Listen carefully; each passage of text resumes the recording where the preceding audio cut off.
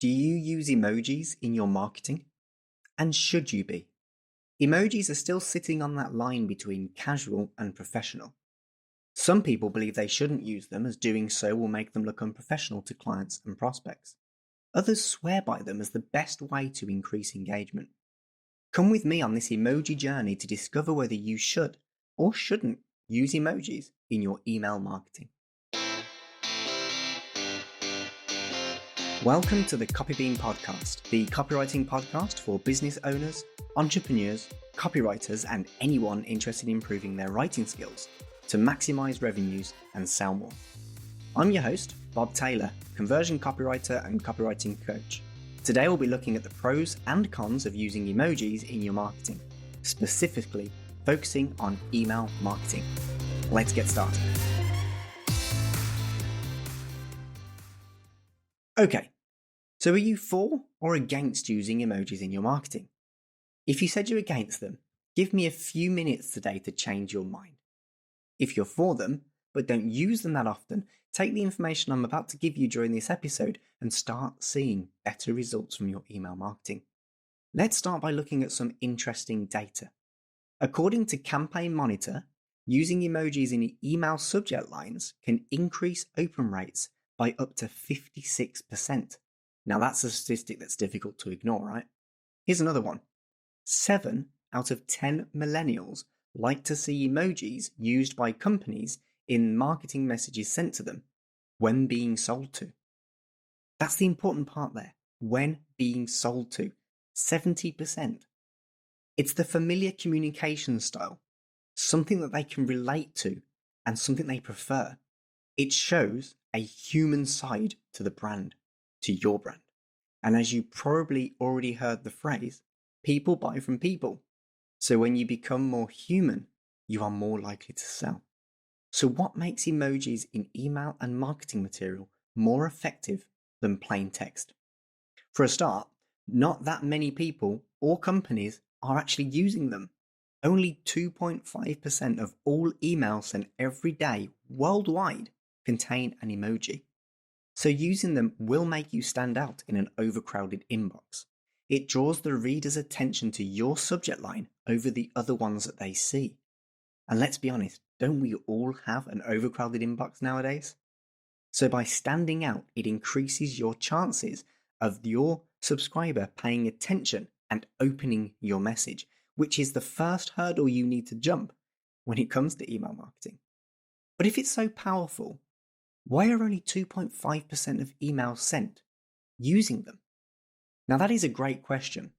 There are a plethora of potential reasons, but I believe that as they are pretty new to marketing, most people are just too scared to use them. They're fearful that doing it wrong could mess up a campaign. Think about what I said right back on the top of this episode. Some people are scared they'll look unprofessional.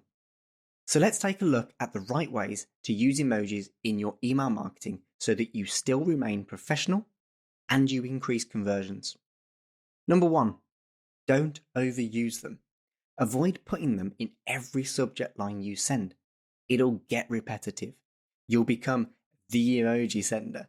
So instead, use them on the emails and inside the messages that you really want your readers to pay attention to, on the strongest sales messages. And don't use them where they're not needed. Number 2, analyze the performance when you use them. As we saw from the millennial statistic earlier, 7 out of 10 millennials prefer to see an emoji. Not all audiences are ready to adopt the use of emojis in marketing sent to them. So you should check the performance of your messages with and without emojis to see how your ideal customer responds to seeing emojis. Then you can amend your marketing accordingly. Some companies may perform better without emojis. Some companies may perform better with emojis. So test it and do what works for you. Number 3, let's make sure we're using relevant emojis. Don't just throw in an emoji for the sake of having one in the subject line. This could lead to confusing messaging that prevents clicks instead of encouraging them. And that's the opposite of what we want. Number 4, don't replace words with emojis. Now this is probably the easiest mistake I see being made. You've been told that subject lines should be as short as possible, right? So surely replacing that long word with one symbol or emoji is the logical step. Well, no, it isn't. When you remove words from a sentence and replace them with an emoji, some readers are going to have a hard time understanding that message. And most of your readers are just not going to be willing to work to understand, especially when they're being sold to, and especially when that swipe to delete is so easy to do. So you should be using emojis in your subject lines to empower the subject line, not restructure it. Right, now on to point 5. Avoid emoji overload. Have you ever received an email with 3 alarm emojis or multiple stars surrounding the subject line? If not, hop on over to your spam or your junk folder. I guarantee you'll find one in there. Apart from the fact that doing this, using those alarm emojis, 3 of them, 6 of them, and multiple stars, and although it does draw the attention of the eye, it's a surefire way to end up in your audience's junk or spam folder because it looks spammy. So overloading your headline, your subject line, or the first line of a message with emojis is actually going to deter a click. It's going to deter the conversion and the engagement. So just don't do it. Stick to 1 emoji per subject line. Now you know what to do and what not to do. What are your next steps? Your action piece for this episode is to try adding an emoji in your next marketing message. Use them in your emails. Try them on social media. Then analyze and see how your audience reacts. Is it boosting engagement? Is it increasing your click-through rate? Think about what your next marketing message is going to be. What are you promoting right now? Or are you launching something new? Think about how an emoji in your headline or subject line could be used as a power-up. And if it can, use it. Thank you for joining me today to learn about emoji use in marketing materials.